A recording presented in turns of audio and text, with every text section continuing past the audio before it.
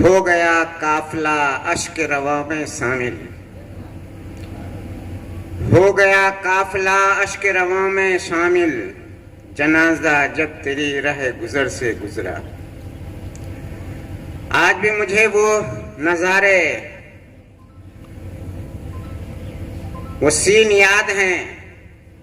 अररिया से लेके हरपुर गांव तक गाड़ियों का काफिला, मोटरसाइकिल का काफिला, अजीजम सिफ्तैन के अकीदतमंदों का काफिला एक छोटे से गांव में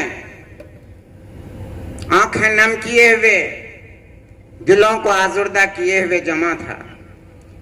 वो नौजवान, वो जवान वो था जिसके लिए शायद कभी अल्लामा इकबाल ने कहा था, निगाह बुलंद सुखन दिल नवाज जहां पुरसोज, यही है रख्त सफर मीर कारवां के लिए।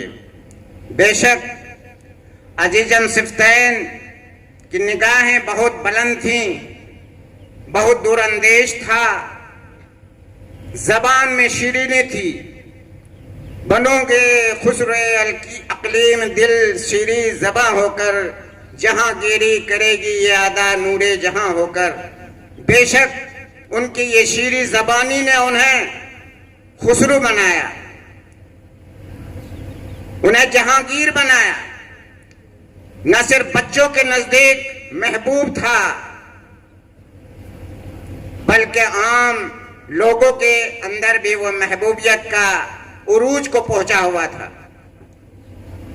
जहां एक जानिब वो समाजी खिदमत करता था, वहां सियासत के मैदान में भी उन्होंने बहुत थोड़े अरसे में बुलंद मकाम हासिल किया। मिल्ली फलाही का मैं जाने क्या क्या करता था।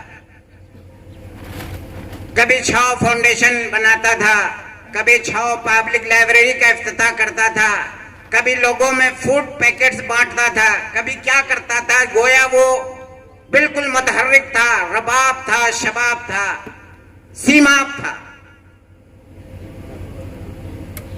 अजीजम सिफ्तैन को मैं जब से जानता हूं, तकरीबन 1996 का जमाना, जब रकीब साहब ने करियर गाइड एकेडमी की बुनियाद खलीलाबाद हॉस्पिटल के पीछे रखी थी।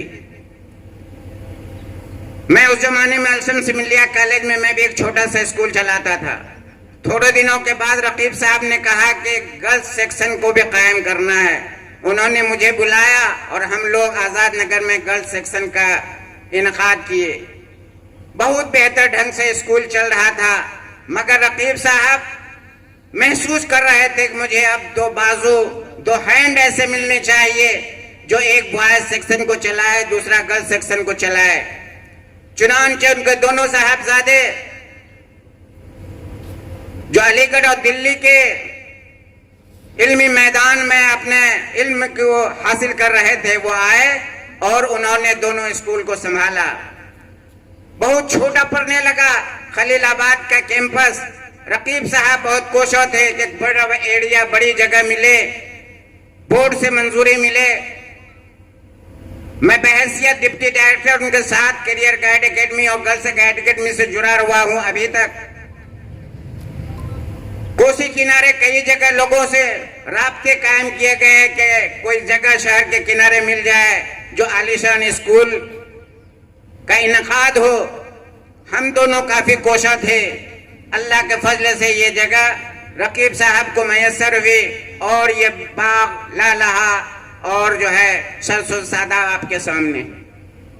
इस स्कूल की बुनियाद पर ही दोनों साहबजादगान ने यहाँ मेहनत की। मैं आज भी देखता हूँ सिफ्तैन को, कभी उस पेड़ के पास खड़े हैं, कभी इस ऑफिस के पास खड़े हैं, कभी इस क्लासरूम में खड़े हैं, कभी इस प्रैक्टिकल रूम में खड़े हैं। गोया मेरे सामने वो मंजर दिख रहा है। मैं भी यहाँ का एक अदना सा कारकुन होने की हैसियत से बराबर यहाँ आता रहा हूँ। रकीब साहब को भी बेइंतहा खुशी थी, मुझे भी बेइंतहा खुशी थी कि वो पौधे जो हमने लगाए थे, वो ख्वाब जो हमने बोए थे, वो तकरीबन शर्मिंदा ताबीर हो रहे हैं। कितना पुरफिजा माहौल बन चुका था, लेकिन खुदा को क्या मालूम, लाई हयात आए कज़ा ले चली चले, अपनी खुशी ना आए ना अपनी खुशी चले। इंसान अपनी खुशी से ना आता है ना अपनी खुशी से जाता है। वक्त मुकद्दर है। इतने दिनों आप यहाँ दाना पानी खाते हैं फिर चले जाते हैं। कामयाब इंसान वो है कि अपने मुयस्सर जिंदगी को ऐसे कारहाय अंजाम दे ताकि आने वाली नस्ल अव्वाम उसको हमेशा याद रखे। और आज इसका बयान सबूत है कि वो एक होनहार नौजवान ने ऐसे कारहाय नुमाया अंजाम दिए कि इतने सारे लोगों की आंखें आज नम हैं। न सिर्फ अररिया के अहबाब यहाँ जमा हैं, बल्कि पूरे सीमांचल दूसरे अजला के लोग उन्हें अपनी नम आंखों से उनकी अच्छाइयों को बिखेरने के लिए, बयान करने के लिए यहाँ जमा है। स्कूल के सिलसिले में उनका कारनामा न सिर्फ जिला तक महदूद था, बल्कि उनके बच्चे इंस्पायर्ड और दूसरे कंपटीशन में बिहार लेवल पे भी अच्छे मुकाम हासिल किए। कहने के लिए बहुत सारी बातें हैं। हमारे सारे मेहमान यहाँ जमा हैं। मैं बस यही दुआ करता हूँ कि अजीज़म को अल्लाह ताला जन्नतुल फिरदौस में मकाम नसीब फरमाए। खुदा हाफिज़।